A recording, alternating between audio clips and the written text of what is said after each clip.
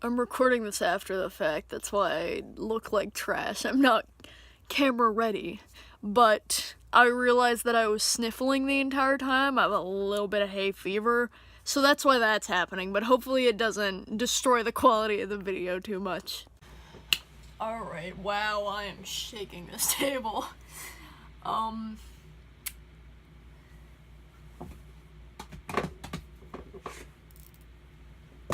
Starting videos is awkward. Alright, so, I don't know if this camera's good or not. It's on my phone. The microphone is probably garbage. Hi, my name is Scott, and I'm starting a YouTube channel because I'm a fucking idiot teenager, and that's what everyone does. As you can tell from my high voice and ugly face, I'm trans. And I'm also wearing a bright red binder. That was a great idea. So I'm gonna do videos about that. And, what better one to start off than coming out? Even though my coming out story is kinda strange. My family's very accepting, for the most part, like my immediate family. My grandma's super religious and kind of a piece of shit, so, like, I just kinda had to deal with that. But my mother herself, she, identifies as pan, so, like, that's not too much of an issue. I just realized how disgusting the top of my bed is, so ignore that.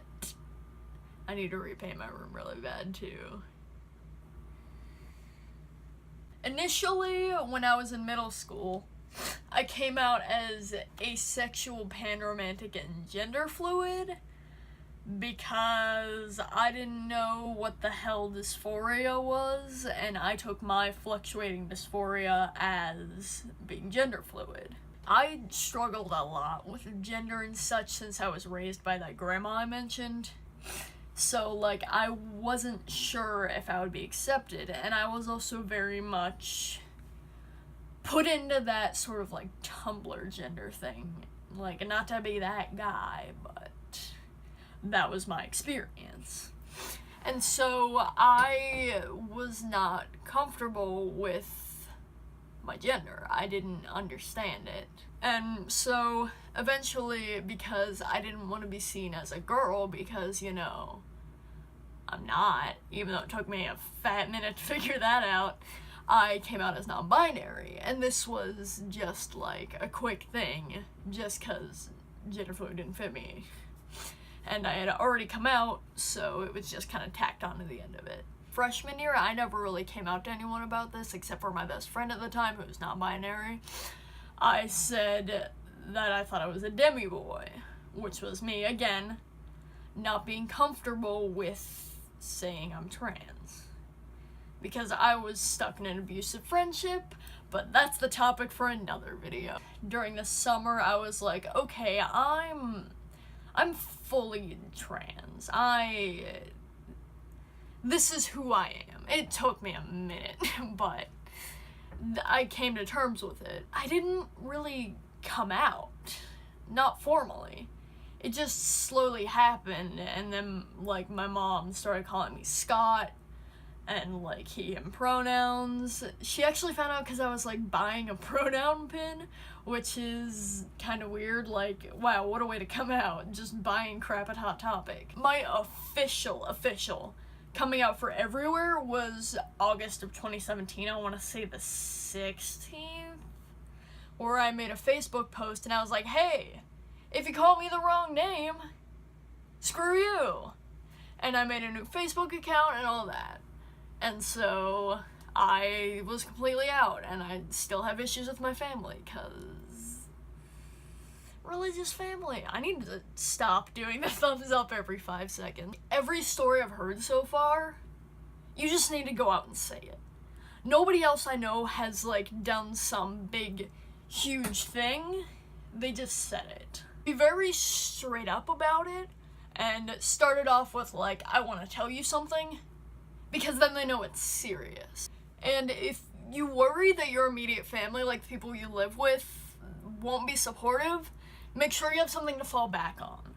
Like friends or more distant family, stuff like that. So when you do come out, wow, I should not put my knee in the frame. When you do come out, expect dumb questions. Because to them, they're not stupid. They might be dumb to you, but you've done research, you know what you're talking about, and this is completely foreign to them. So be prepared for your family members to ask you, like, oh, what does this mean? Does this just mean you're gay? People honestly do not know sometimes. They don't know the difference between being trans and being gay. I know it sounds stupid, but it's true. And if you don't want to answer something, don't answer it. They're not entitled to your answer. But at the same time, don't be combative, for the love of God. If you greet them with aggression, you will only get aggression back. There's no better way to just make the situation harsher than to go into it with a bad attitude. Things will always go down worse if you fuel their aggression. Oh, that was all popcorn. That was disgusting. On the topic of difficult tensions, don't come out if something bad has happened. Like, if they're struggling with money, if a family member died, if a pet died, if anything like that happened, do not come out to them. They will be frustrated and they will not be able to just accept it. Change on top of, like, something difficult happening is incredibly hard to cope with. And again, like, you think that it shouldn't be something they have to cope with, but it's hard to understand for a lot of people. Coming out to friends, too, is way easier, because you can leave these people if you want. You can leave people. If they don't accept you, you just stop being friends with them. But again, don't greet them with aggression, because then they won't even try to understand it. If they say things like, don't come out, or people will hate you for that, do not listen to them. I was stuck in that situation for years. That's why it took me so long to come out.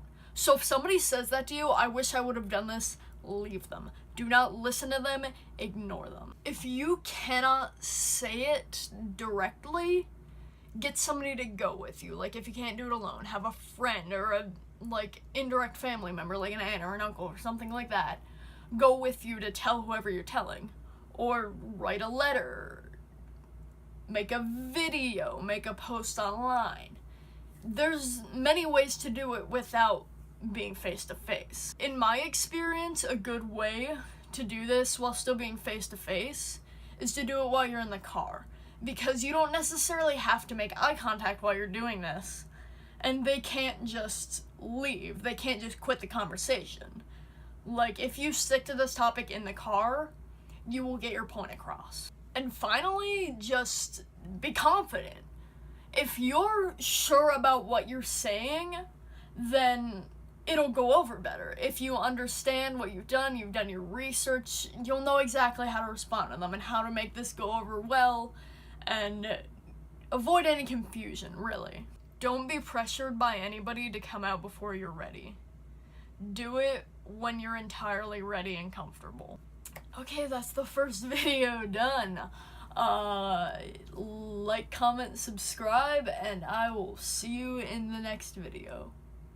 Hopefully.